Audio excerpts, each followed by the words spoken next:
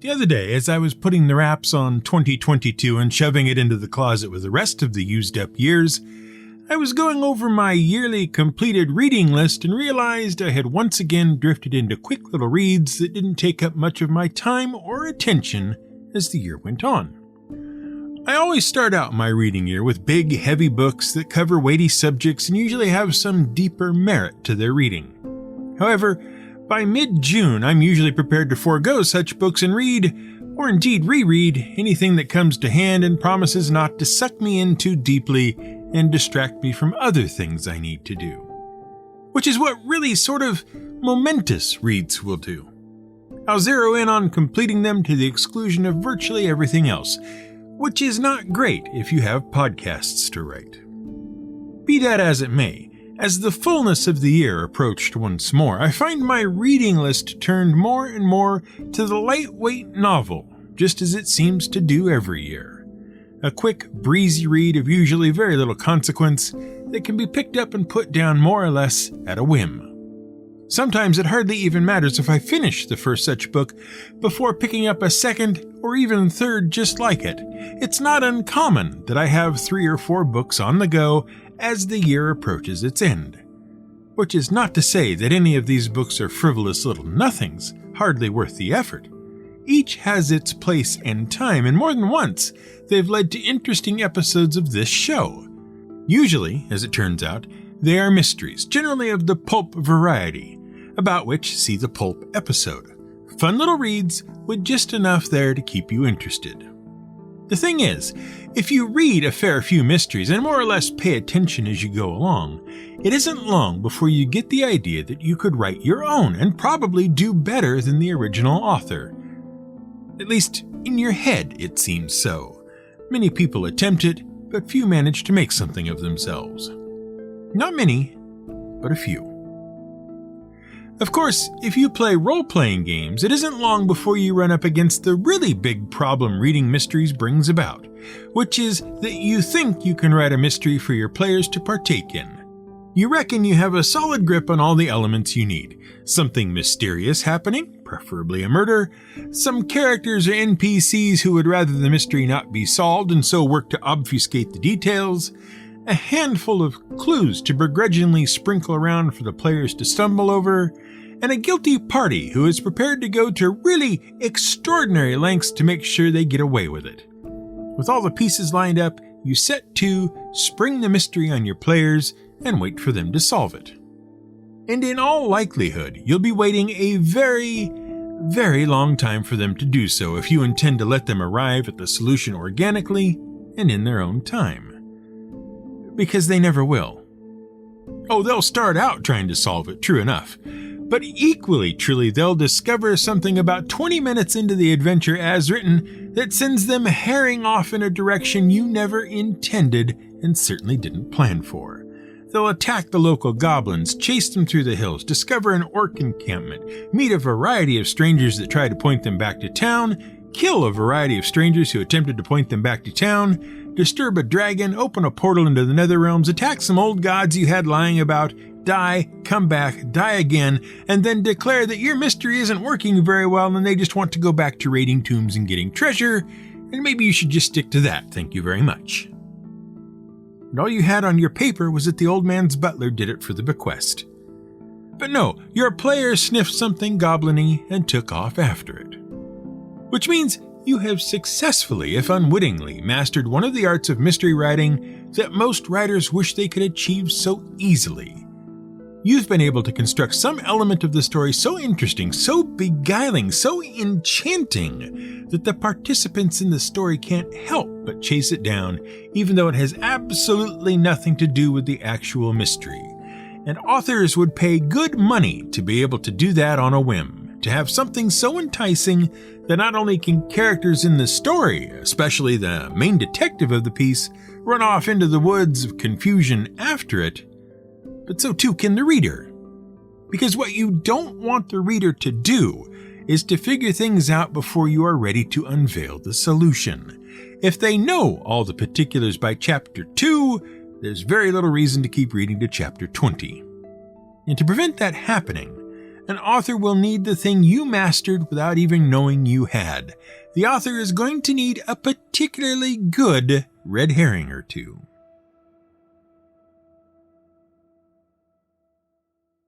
This is GM Word of the Week, and I'm Fiddleback. You might think, given the usual track record around here, that I'm about to tell you you've been using the phrase red herring all wrong. Not true. As long as you've been using it to mean something that distracts attention from the real issue, you're spot on. That's Webster's definition, and definitely not something I'm about to argue with. It says so right there. From the practice of drawing a red herring across a trail to confuse hunting dogs. Something that distracts attention from the real issue. And so, you see, you've been using it correct. Oh dear. Well, that's not right at all. No. They, the people at Webster's, they've got it wrong. This won't do at all. The problem is, in order to sort this out, you have to go all the way back to a man named William Cobbett, who was, unfortunately, not a particularly nice man by our standards today. Sure, in his day, which is to say the late 17 and early 1800s, he was probably well regarded in his own circles, but outside those circles, he was very problematic indeed. Cobbett was born in England in 1763 in a place called Farnham, Surrey. He spent most of his time working on the family farm, even at a very young age, and gradually took on more responsible positions as a farm laborer and gardener.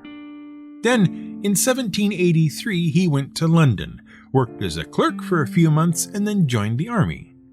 During his time in the military, he sailed to Nova Scotia before returning to England in 1791. He was discharged and then married. And so far, so good. Except that he hadn't had a very good time in the army. He'd been particularly displeased with the officers he'd met. He suspected most of them were corrupt in one way or another, and set about gathering evidence against them. And when he laid charges against the officers, he was soundly ignored. Not being satisfied with that turn of events, he decided to make himself unignorable and published The Soldier's Friend in 1792, in which he complained about the low pay and harsh treatment of his fellow enlisted men by the officers in charge of them. Which made him no friends at all, and seeing that he was likely to face charges himself as a form of revenge, he took his family off to France before he could be thrown in jail. Which would have been just fine had the French not suddenly decided to have a revolution at just about the same time. Seeing no other recourse, he shortly thereafter set sail for the United States in September of that year. Once settled in the U.S., he took up teaching English to Frenchmen and accidentally became a political writer. One of his French students detested the English and felt that world events at the time, the recent end of the American Revolution and the beginning of the French Revolution, meant that Britain was on the outs, and he couldn't be more pleased. Cobbett, being an Englishman, took exception and decided that the thing to do was to publish another little pamphlet, this time on the theme of how wonderful England really was and why everyone else more or less sucked. Still living in America to avoid British prosecution, Cobbett continued to write about a wide variety of subjects, including why the pro-French American Democratic Party was bad, including Thomas Jefferson, why the Federalists under Alexander Hamilton were peachy keen fine, and oh, by the way, this guy Chalmers, who wrote a biography of Thomas Paine but made it really clear he didn't like him because he's a no-good badnik, he's pretty great too. And here are my additional notes on why Paine is, such a pain. All this political writing was getting Cobbett some attention, but not the good kind. And when, in 1796, the Spanish entered an alliance with the new French Republic against Britain, Cobbett lit up like a Christmas tree and basically harangued the Spanish king, Charles IV, up one side and down the other in pamphlet form. So bad was it that the Spanish foreign minister asked the Americans to arrest Cobbett and prosecute him, which they gladly did. And the whole thing might have ended there, except the grand jury refused to indict him by one vote, and threw the case out. Eventually, Cobbett would go on to endear himself to other prominent figures as well, until he found himself sued for libel and had an $8,000 judgment placed against him, which he never fully paid because he took off from America as fast as he could and eventually got himself back to England, where the English were so grateful for his defense of Britain and the former colonies that they more or less forgot that they were going to run him up on the charges from the military, and he was hailed as the Great British Patriot. And the summary of the rest of Cobbett's life goes in pretty much the same vein. He settles in England and starts popping off about most things political. When the British signed a peace treaty with France in 1801, Cobbett let everyone know he thought that was a bad idea. And the same again in 1802 when another treaty with France was signed. Cobbett roused the fighting spirit of the British public when it seemed Napoleon was going to attack Britain. He complained vociferously when the evangelical movement in Britain thought that maybe the so-called sports of bull baiting, boxing, wrestling, and racing ought to be banned and replaced with a bit of church-going and hymn-singing on Sunday, because he thought it would make the male population of Britain thin and dissolute. And then he whipped around and bit the hand that was essentially feeding him by attacking the government for ruining the country and increasing antagonism between the classes. That is, allowing the lower classes to be displeased with the upper classes and saying so. In short order, Cobbett ran for office and failed, was sent to prison for 2 years for treasonous libel, complained about the advent of paper money, newspaper taxes, corn laws, and eventually even got around to complaining about the fat, stupid, lazy singing Negroes. His words, not mine. You can see why he's a problem. Eventually, someone in the government noticed what a pain in the butt he'd become and how dangerous he was now that some 40,000 people in England were actually paying attention to him, and decided to prosecute him for sedition. At which point, Cobbett took off for America. Again. And then turned his hand to writing grammar and gardening books. And then tried to steal the remains of Thomas Paine so they could be reburied on English soil, except he never got around to reburying them once he had them, and they ended up lost. Go figure. And then he went back to England, engaged in a lot more libel, and eventually got himself elected to Parliament. Somehow. The thing is, Cobbett was proudly narrow-minded, while at the same time being all about reform. It was imperative to him that those in the ruling classes work for the betterment of those in the lower classes. While on the one hand he stood for the rights of the poor and working classes, on the other hand he advocated slavery as being essential to the British economy. He wrote books about rides through the charming English countryside and the growing of trees, and then wrote pamphlets and tracts about how no one really cared about or observed the Slave Trade Act of 1807, while also defending the rights of workers to unionize until the Combination Act, which prohibited it, was finally repealed. Through it all, he felt the aristocracy was right to act as they pleased, but only up to the point they started to marginalize the lower classes. And if he didn't like what you were doing, no matter who you were, he was more than happy to write something complaining about it. For all the seeming contradictions of Cobbett's life, he had his admirers. However, it's hard to think that they all admired him for the same reasons. Among them were Karl Marx and G.K. Chesterton, British author Edward Lean, who described him as an archaic English Tory, and former Labour Party leader Michael Foot, among others. There's no accounting for taste. But to William Cobbett goes the credit for the use of the phrase red herring to mean what it means, a distraction from the main issue. First, allow me to explain that a herring, for those of you who do not know, is a kind of fish, tasty and in some cases even delicious, but also a bit oily. They are an important source of food for a variety of people and have been for at least as long as we've been able to catch fish. But not for everyone, or at least not for everyone for quite a long time. Only relatively recently have they been widely available for most folks. See, they don't travel well. If you lived more than a few hours from the seashore where they are caught, you could forget ever seeing a fresh one. Any further away than that, and the things would spoil by the time they got to you. Which meant, of course, that they had to be preserved in some way in order to get them far enough inland to reach the very important market of people who liked fish but didn't live close enough to the ocean to go catch some themselves. There were basically 3 ways to do this way back when. The first was salting. The idea was to take some food, usually meat or fish, though you can do it to vegetables too, cover it in a layer of salt and let it sit while the salt did its magic. The magic being that salt will essentially suck the moisture out of anything it comes in contact with, and the more salt there is, the more moisture it removes, including the moisture contained in the cells of various bacteria, fungi, and other organisms that might make you sick. Without moisture, the pathogens die, and your food has a much harder time spoiling, and in turn making you sick. To prepare the food preserved by salting, you generally have to remove all the salt first, and then it's probably a good idea to soak the food in something for a time to sort of rehydrate it and make it taste like not salt. Though there are recipes that call for various fish and fowl encased in salt during cooking. Brining is like salting, except that the salt is often dissolved in liquid and mixed with other ingredients to enhance flavor and improve tenderness. Especially important because salting tends to toughen whatever food it is used on as it dries out. Brining was one solution to that problem, and once people got the hang of it, they could expand it into other methods as well. Pickling is essentially a form of brining, as is marinating. The difference being mostly in what is being preserved, how long the process goes on, and whether the goal is to flavor, preserve, or tenderize.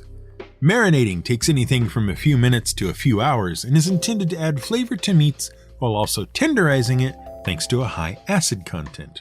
Pickling is for vegetables, some fruits, and a few select proteins, and usually occurs over the course of days and months with the goal of preserving and improving flavor as the food ferments.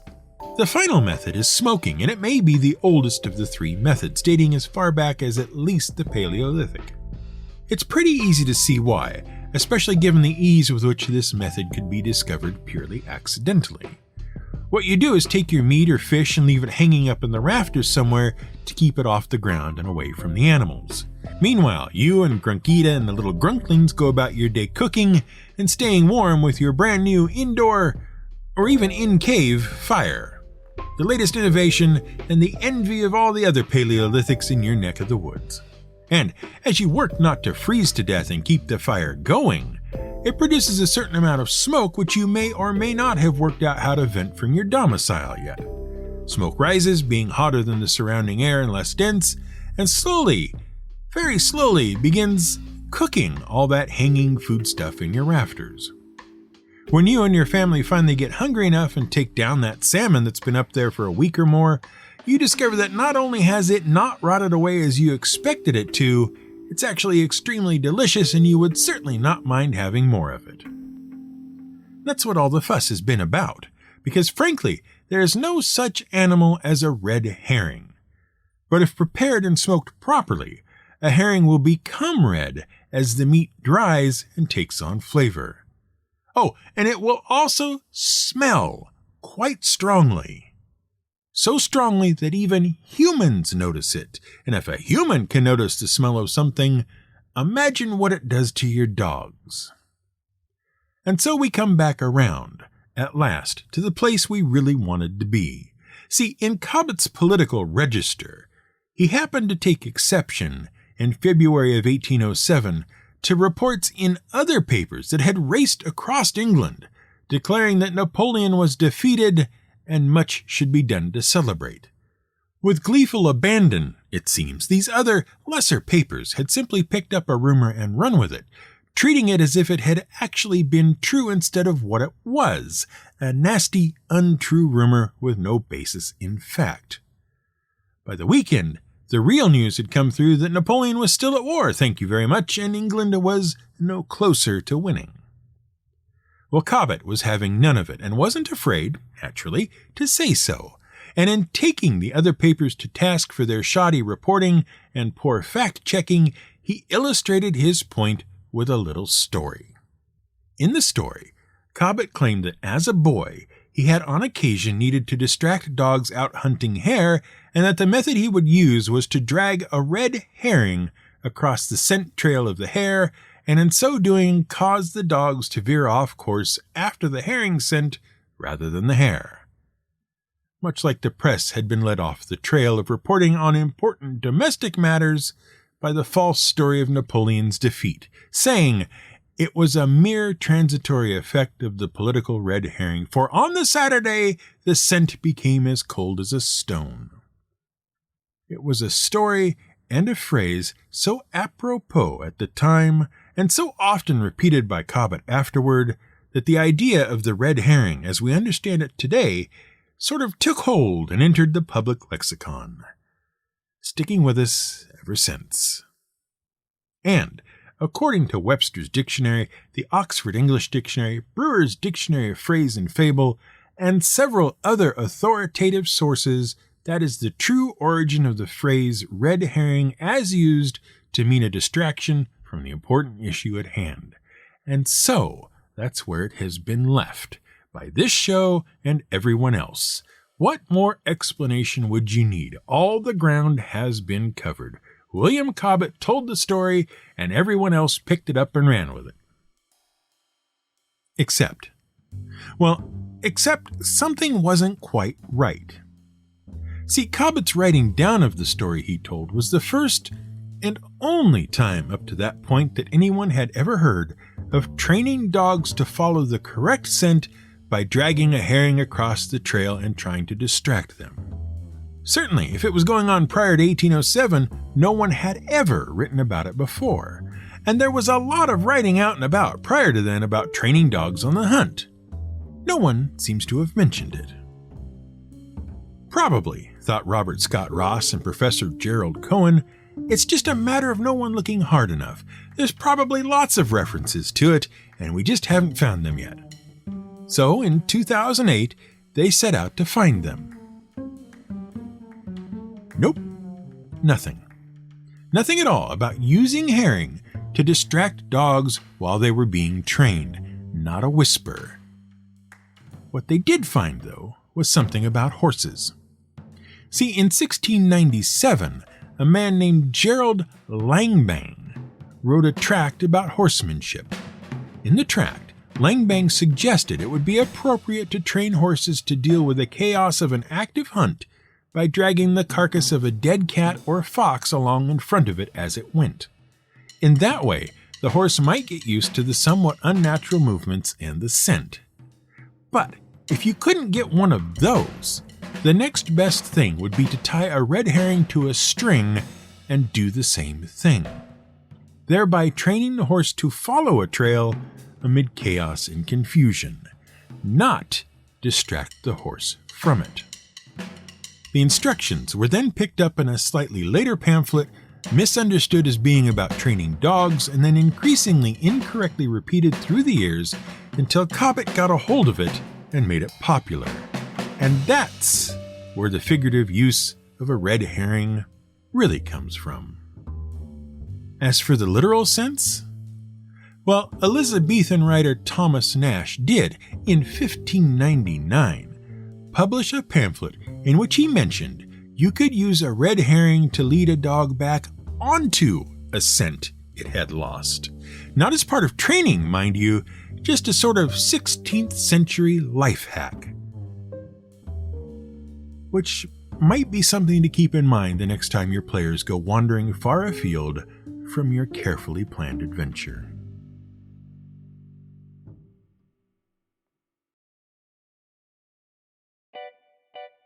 Thank you for listening to this episode of GM Word of the Week. I hope you found it entertaining and informative. A quick note, just to say thank you to everyone who expressed their support and encouragement off the back of the last episode. It's much appreciated. You keep listening, and I'll keep making. This episode is a Fiddleback production and was researched, written, and produced by Brian Casey. Find more episodes at gmwordoftheweek.com and follow the show on Twitter at GMWOTW. You can help support the show at buymeacoffee.com/fiddleback with both one-time and ongoing pledges. Support keeps the commercials away. Music is provided by Blue Dot Sessions, home of minimalistic acoustic music for production and pleasure. Visit them at sessions.blue. Life is full of 1,000 red herrings, and it takes the history of civilization to work out which are the red herrings and which aren't.